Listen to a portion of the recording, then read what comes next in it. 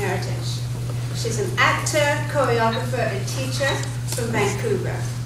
She's danced in a whole host of productions. I'll mention just a few: Ballet Brazil, Afro Jazz, Drum and Dance Ensemble, Umoja, The Spirit of Togetherness, Welcome Back to Harlem, A Hellfighter Story, James Douglas, an opera, Welcome to Thebes, Once on This Island, and more. Marion's full-length work, I Live Still, was co-produced by the National Congress of Black Women Foundation and Van City Office of Community Engagement at the Gold Course Center. She's a sessional instructor at Simon Fraser University at the School for Contemporary Arts, where she received a BFA in dance and also has an MA in theater from UBC. She has numerous film, television, and commercial credits. Marion is pleased to present For Colored Girls Out of the Womb, inspired by Ntozake Shange's famous choreo poem, and it examines the life cycle from an intergenerational perspective in a family with roots in the colored community of Cape Town, South Africa. A consideration of birth and a woman's choice to assert herself in hierarchies of race, class, and prejudice are at the root of this layered story. Linear and non-linear storytelling, embodied knowledge, and blood memory are all used to weave this dance theater story that dives deep into one family struggle to negotiate mixed heritage and to survive the damaging legacy of apartheid. It is dedicated to the Loudness family. Special thanks go to Constance Barnes and Delana Gale Bowen for commissioning its first showing at the Living Color, Heart of the City Festival, the Hansons and the Harringtons, all the ancestors.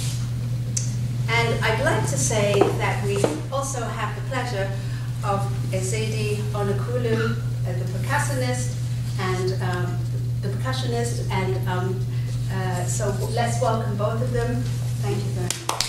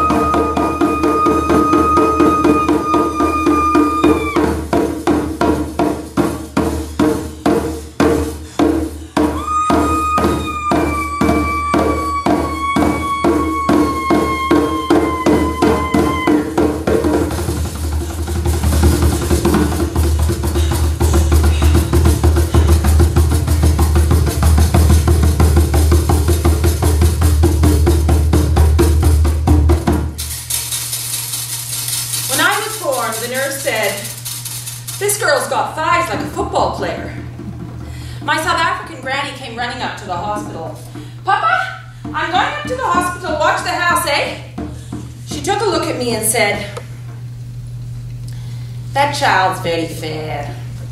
My Irish-Canadian mother said, well, I can't help it if you people have a lot of white blood in you.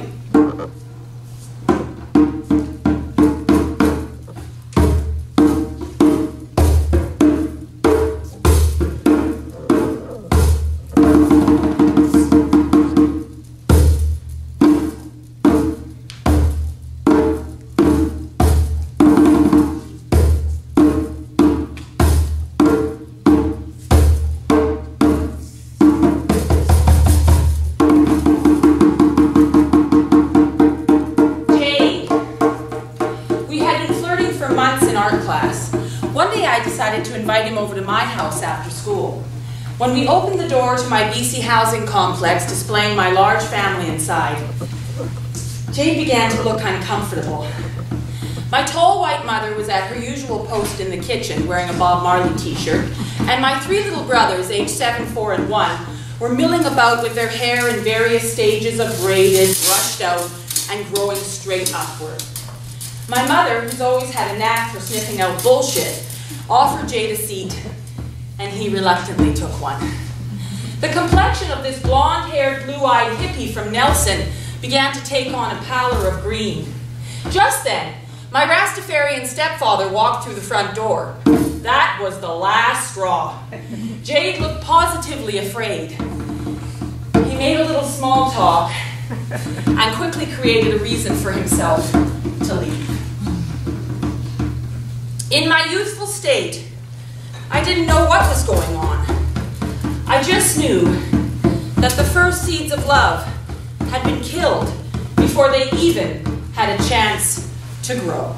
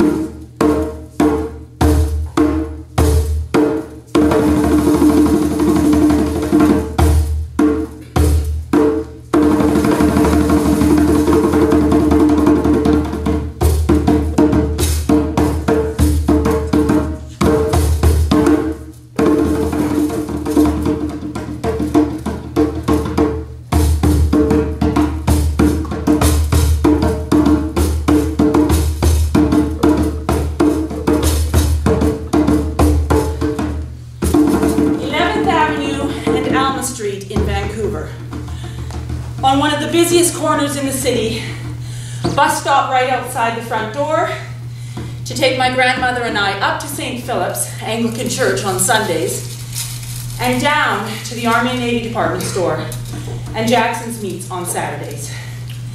The Landers family are landowners. That is the defining factor of the colored people of Cape Town, South Africa. Indeed, it is the crux upon which my dark-skinned grandmother's life depended. Her grandmother was white, and so she had a colored card during the apartheid regime, spoke Afrikaans, lived in the city, and above all, owned property. He who owns the land holds the power.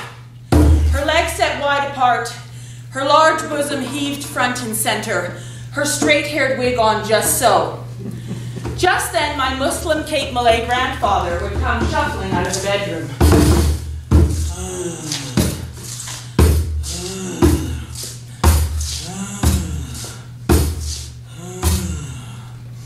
He had been sick ever since they came to Canada, almost 30 years.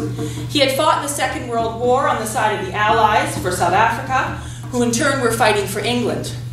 His colored unit were captured by the infamous Sergeant Rommel, the Desert Fox, and held in North Africa in a prisoner of war camp, where they nearly died of thirst. He told my mother he was extra angry, because after fighting against fascism and for freedom, he said the thanks they got when they returned to South Africa was apartheid. But he also got my father, after many years of trying to become pregnant, unsuccessfully. My grandmother says her womb had been flipped upside down after too many years of making the bricks for her properties with her bare hands. She said a special doctor in South Africa had to put her womb right side up again. My grandfather, Joseph Landers, stuttered and would walk past his black Christian wife and say, "Bloody Christians, bloody black bastards, you want to find the devil? Look in the church." Futsek yo, I don't have to be quiet.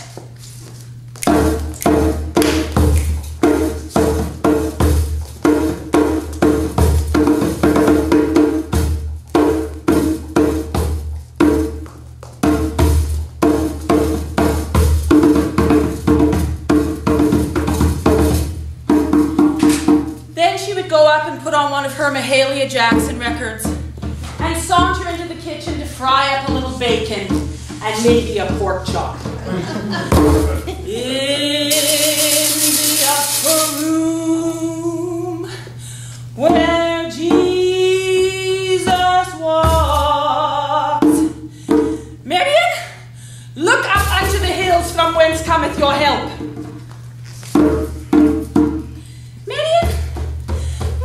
Everything, but if you don't have it, you sit in Shut Street. The white man is a very strange man. He doesn't think that your children need to eat too.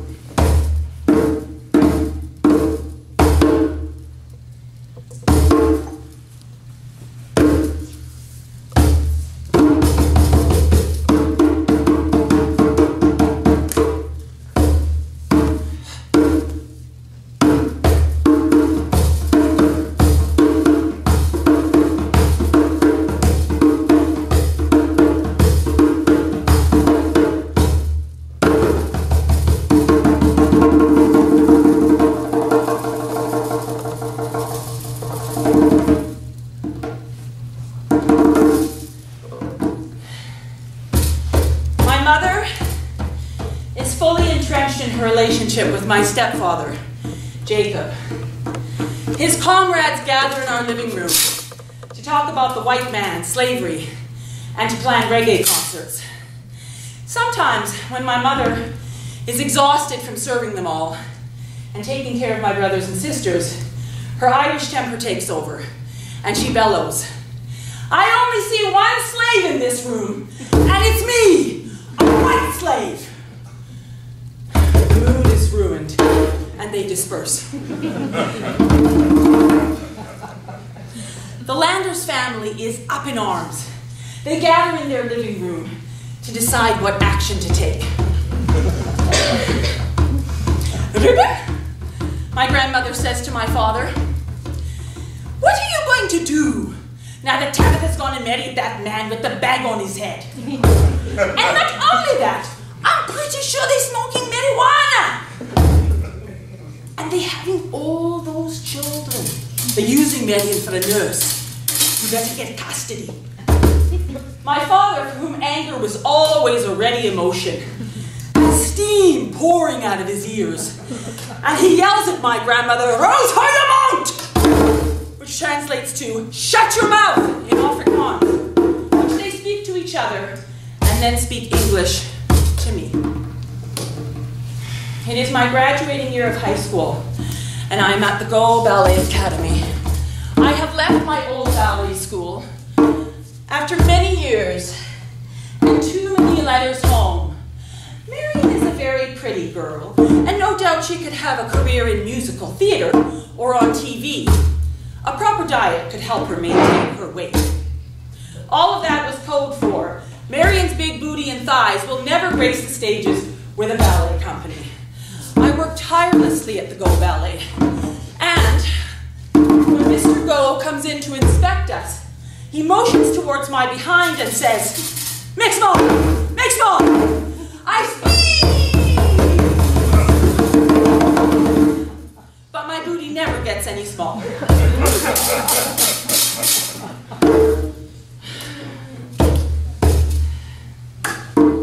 I am dancing with the Afro-Brazilians.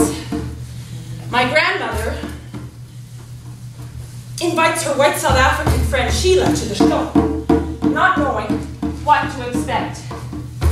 "Sheila, I think Marion's doing this dancing, you know, because she wants to be like us. But she doesn't realize we're not like this, man."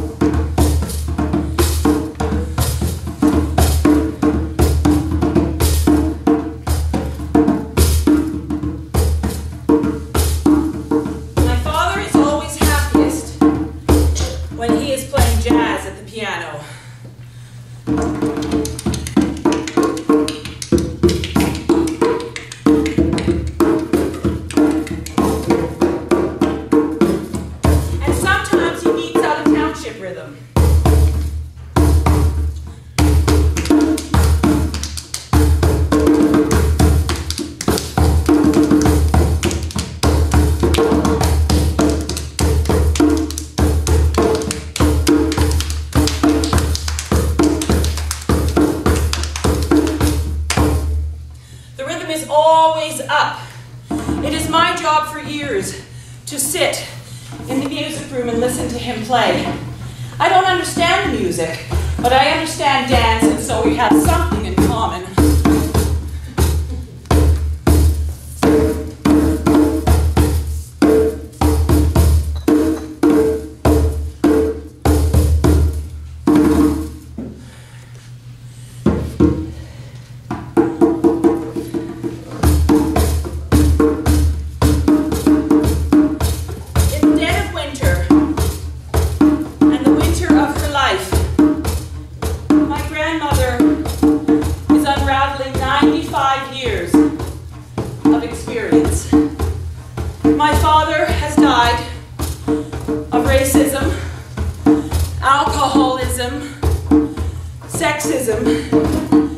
They call it cancer. My grandfather is long gone. She comes down the hall to my room. It is the biggest, finest house we have ever owned, and she bangs on my door. "Yes, you living off the lap of luxury that I built. You're living off the fat of the land. And you've gone and made your child black, and he's going to look like me, and he's going to suffer. And you don't care, because you don't know what it means to be black."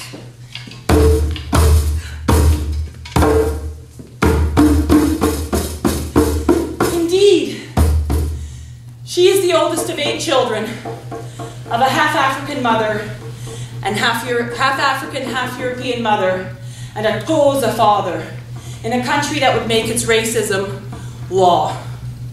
Her father, Solomon, was a talented piano player, whose job it was to demonstrate on the pianos in the largest music store in Cape Town for wealthy patrons to come and buy. Her last memories of him are at 4 years of age, sitting by his feet, listening to him play. Later, her mother would take her down to the police station to try and get some child support, and the white officer would say, "What is a pretty colored woman like yourself doing, messing around with these Kaffers? And now you want me to find him? When these natives disappear, nobody can find them."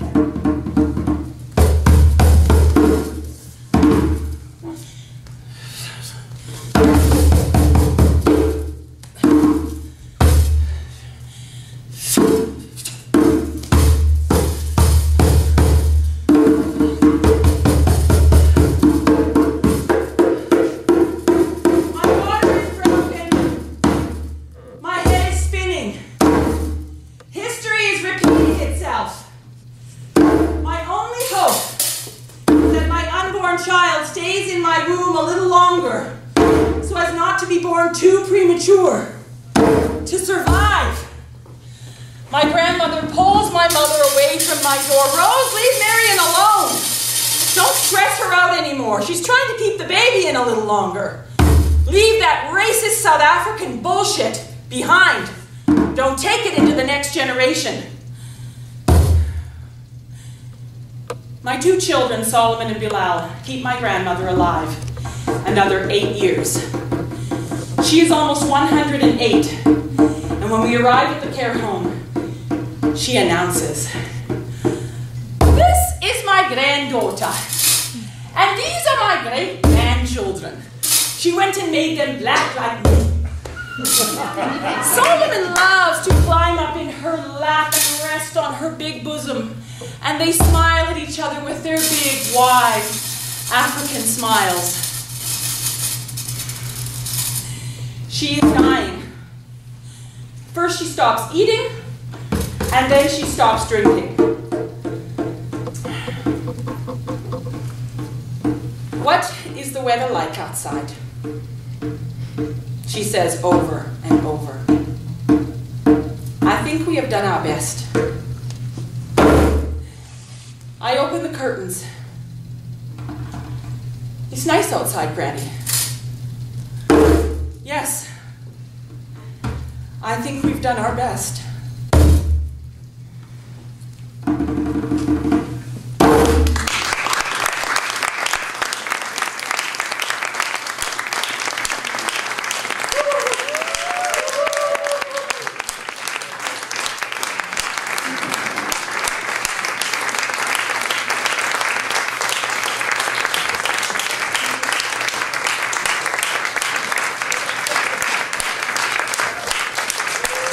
Woo!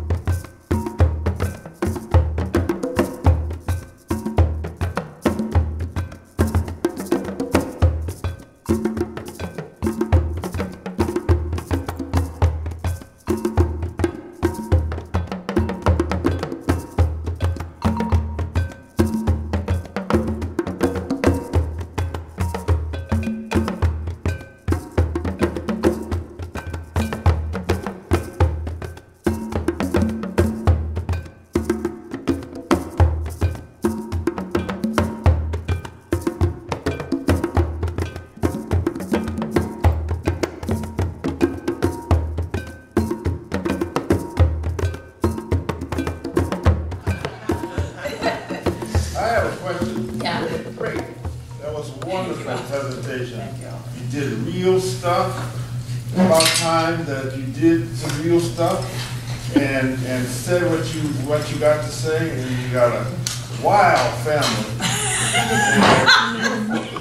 That's only a quarter. It's a scratching of the surface, but you know.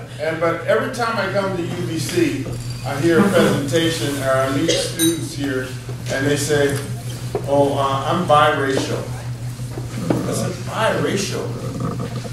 There's only one race in this world. What are you talking about, biracial?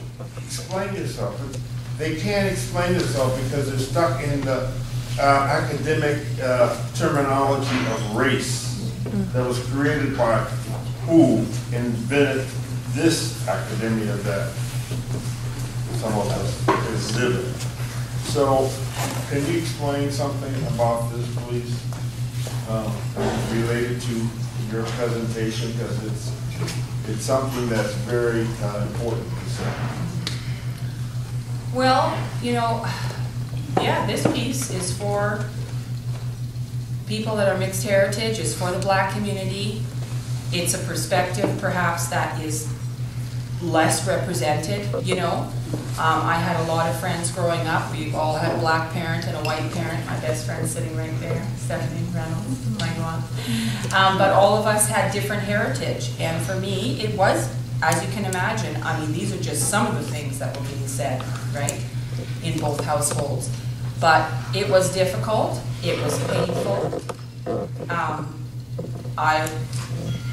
I realized very early on that a lot of the things that my grandmother said had been said to her. And,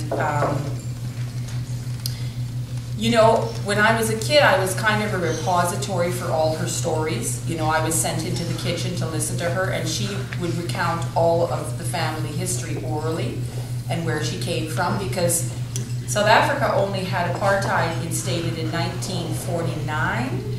And there were already 2 million mixed race people. That's the so-called colored people. So people had already been intermarrying and mixing, and then those people were cordoned off and made really to live only with each other, and to deny their African ancestors and really their European ones, but to try to promote the European side of their heritage. Anyway, yeah, it was, you know, it was difficult. It was very, very difficult. At the same time, I realize now, as a parent, they were tough and they were survivors, and they taught me a lot. And my father was an only child, and I'm his only child. Thank God I got a whole bunch of 5 brothers and sisters from Sir Jacob Hansen and my mother. And I'm so grateful for them because, yeah, they're amazing. They're amazing. But I do have to say, Albert is a contemporary of my parents, both my father and my stepfather. And all of us mixed kids in one way or another. You know, some of us are casualties. Some of us really suffered by the things that were said. You know, there's a lot of things said inside. Black communities have a lot of colorism, not just the South African one. All the colonial regimes have colorism and constant narratives about what it means to be dark-skinned and light-skinned. And those narratives were going on all the time inside my father's house. And but the problem, you know, and my master's thesis is about this, the problem with those narratives is that they're lies. And the thing is that your parents have all these stuff they tell you about how your life's going to go because you're light-skinned, and it doesn't go that way. And then they don't understand, and you don't understand, and it's all crap. So, but at the same time, I was a listener. You know, that was a household of being seen and not heard. So I listened. You know, I listened. Next question. Just to add to what you said, you know, I grew up in Africa myself, in a village, and we have the same issues, but taken differently. See, nothing is, you know, like I am lighter than a lot of Africans myself, even in my village. But it's not seen until I came to North America. Nothing. I knew nothing about racism and discrimination. What everybody, even the expatriates that come, to the villages to be doctors and engineers or whatever. We grew up, the children grew up with us, never in any way was anything in my own circumstance. There was no issue at all. So when I came here, and then it started happening. At first I didn't know what it is. I just kept going. I was in California going to school. And I saw how I was being treated because of where I was living. I was living in the Beverly Hills by the campus. And mostly, well, not mostly, everybody there was white except for Taj Mahal and myself. I don't know if anybody knows Taj Mahal, the musician. And how did I know? Is because he's the only one I see walking up the hill sometimes. So one day I followed him because, I haven't seen any other black person around there. I say hi. So I said hi, and then we started talking, and then walked up to his house. He was the only one living in that area. My friends from the campus, they won't come to visit. And when I asked them, they really didn't have any explanation. But later on, when the people around found out that I was from Africa, then they started talking to me. At first, nobody would sit around me in the bus when I'm in the bus to go to school. I didn't care because I don't know, I thought they were just leaving me room to enjoy myself. So it didn't matter to me until, they found out this, and then all of a sudden I'm getting crowded. Okay, and I'm getting jobs. Literally, I paid my way through school there by doing guiding jobs and things. But I wonder, why aren't you giving those jobs to the other black people? Nobody. I can't bring any of my friends to come and work with me. They're just doing that because I am from Africa or whatever. So the entrenchment of colorism and racism is all here. It's all here, and what I saw as my duty was to bring that feeling that I had here and share it with people here for them to start realizing and start treating it that way. Start making it, find something, because in life we have to find joy. Something that will keep us smiling, because that's what keeps us alive. Yes. No matter what we're suffering. Yeah. That's why you go back to my African brothers and sisters in the cotton fields and everything. What do? They sing. Even no matter how hard they're suffering. But that singing didn't just come because of that. It's a way of life. Where I come from, when we go to the farm, you're walking in the midday sun, you're singing. You're singing with the sound of the hoe you're using to cut the dig, with the knife you're using to cut the grass, everything. Everything, because that's what keeps you going, what keeps life going. So, and like this story she tells, I'm totally a part of it. For once when she started with her stepfather, that's where I came into her life. His comrades. Because I was one of those people that were discussing all these issues. I'm still in it. I am the artistic director of the Afromat Festival here, by the way. And, but that is what I have chosen to do with my life here after graduating from university here, because I went to school here too. And I'm still struggling with getting my brothers and sisters to actually hear me and use those ideals so that we can all live longer and make this place much better for the ones we are leaving behind and the ones they will leave behind, because that's all we have to do. So thank you both. I would like to, as a fellow mixed race artist, what I love and appreciate is the cross-disciplinarity of this work and the contextual layering of the work. And the thing that I wanted to ask you about is your use of photography. Because photography. And we just had a conversation at lunch about how our family images are a part of history. And as a mixed race person with very, very dark mother and a very, very dark grandfather, most people don't read me as being of African descent. There's just brown, right? I'm a shade of brown. And in my work, I use imagery to actually help support that I am of this African Canadian background in this colonial construct. So what I'm wondering is, how does your selection of imagery, your use of imagery, like how are you using that to help you tell the story, maybe authenticate your experience? But I find it really profound that you are here in the moment, in the present, but totally in and among the presence of your ancestors, which I think is incredibly, incredibly powerful work. You know, I think I'm really lucky. You know, I have I come from two really strong, maybe three even, strong lines. And my mother's a really strong person. You saw her picture up there. Whoa.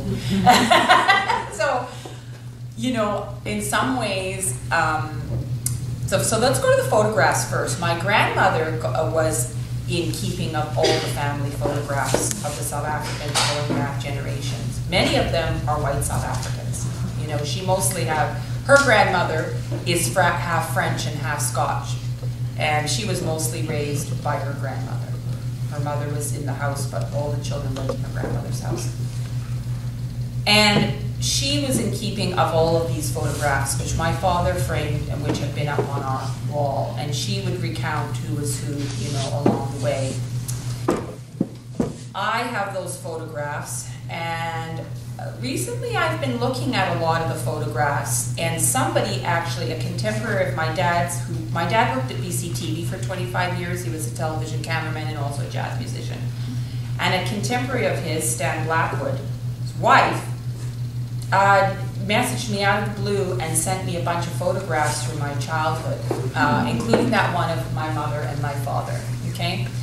And I just started looking at the first showing of this work did not have any photography. And it was really a commission. This work, I would say, is a piece that is in development and which I wish to continue to develop. The first one was a commission, really. I was asked to perform with a bunch of, with a group of female identifying artists at this evening called In Living Color at the Heart of the City Festival. And Constance Barnes gave us all the theme of the room. So I was like, so I just went into the studio and I started to work, you know, and stuff started to come up for me. Obviously, I've had two children, and who are 16 and 13 now,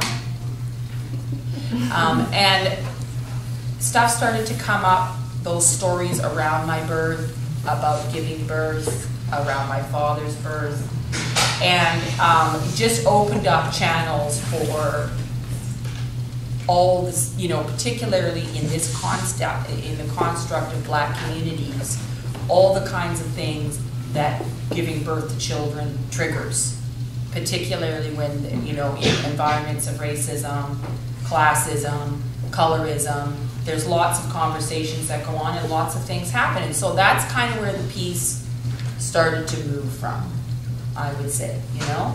And this time, I also try to go see a lot of other people's work.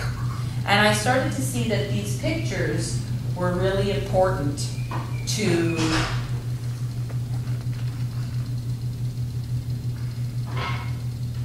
just going in and out of all the different time frames, you know, going in and out of the time frames. And they would, I tend to work from a really intuitive place, and they would sort of situate me in a spot, you know.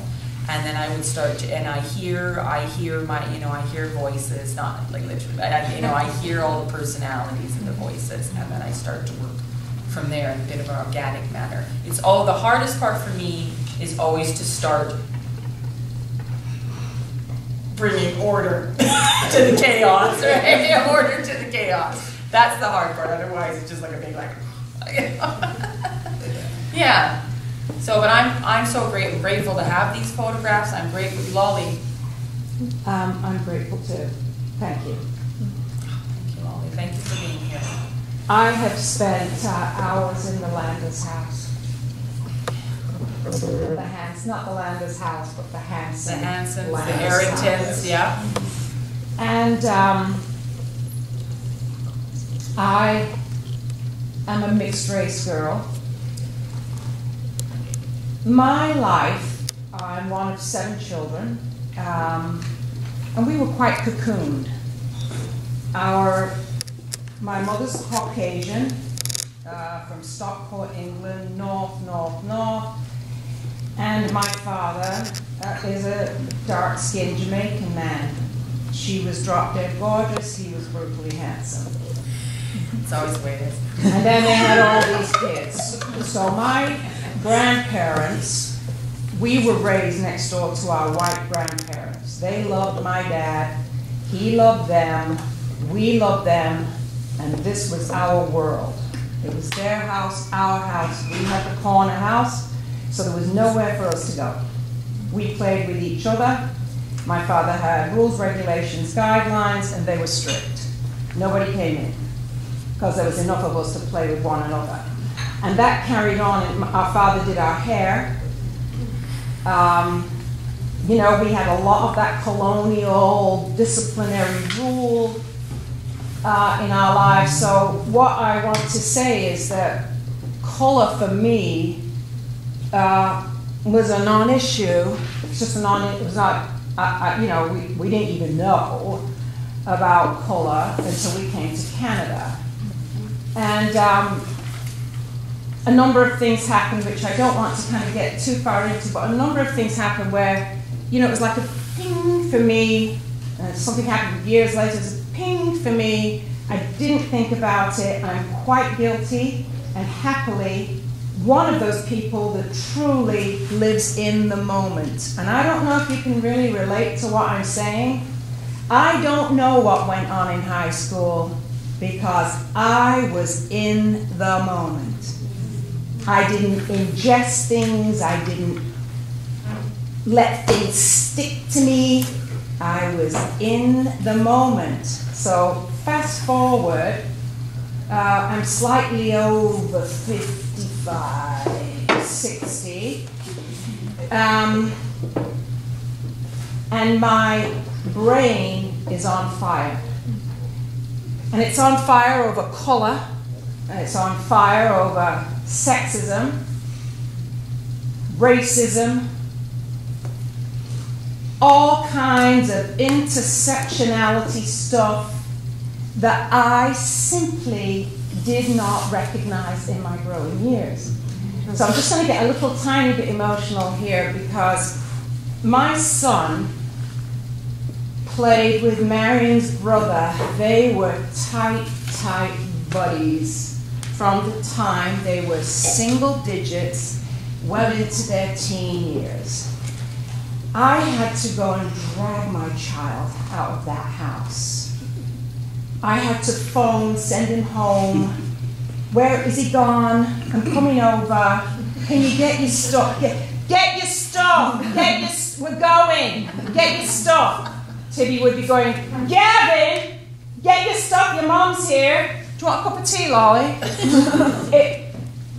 And then it didn't quite dawn on me because they're good pals, right? And it didn't really dawn on me until they actually moved out of our neighborhood into, you moved to Southlands, I'm still in the same neighborhood, and I'd have to drive to Southlands to peel my kid out of that house. He would stay there for days. Literally disappear into the basement, like he would try and just disappear with all the other kids in the house.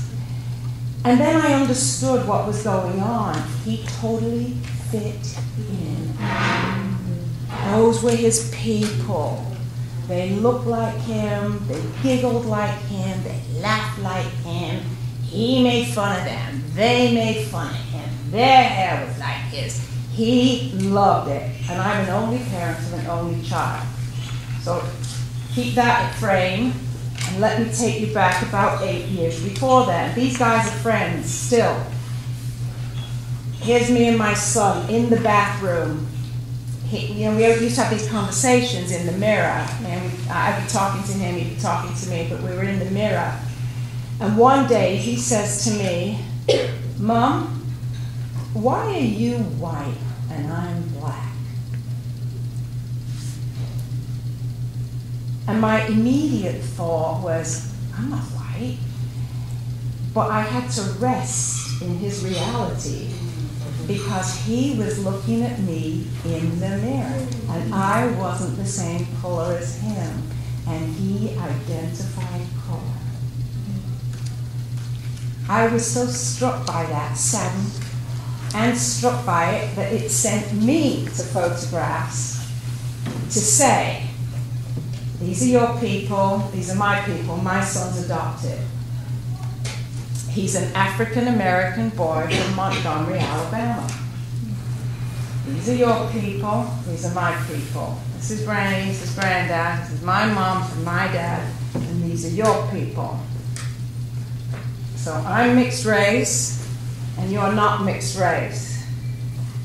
And he said, oh, can we get a hamburger, Mum?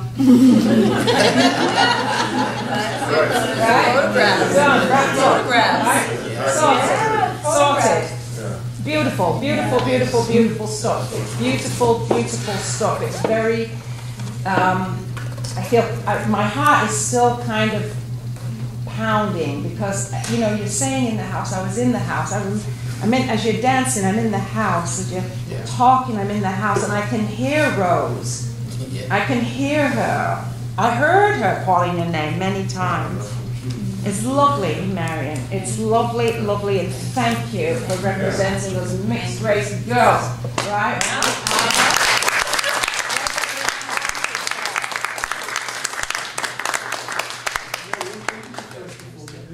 Pardon? When did you first perform This piece? At the Heart of the City Festival 2 years ago? 2 years ago, at a small, intimate evening called In Living Color. And it was a shorter, different version. This one is a little bit fuller. So I think What was it? Yeah, it was 2017 maybe? 2017, yes. I think it's, we just realised what the time was, because I think we could talk a lot longer, and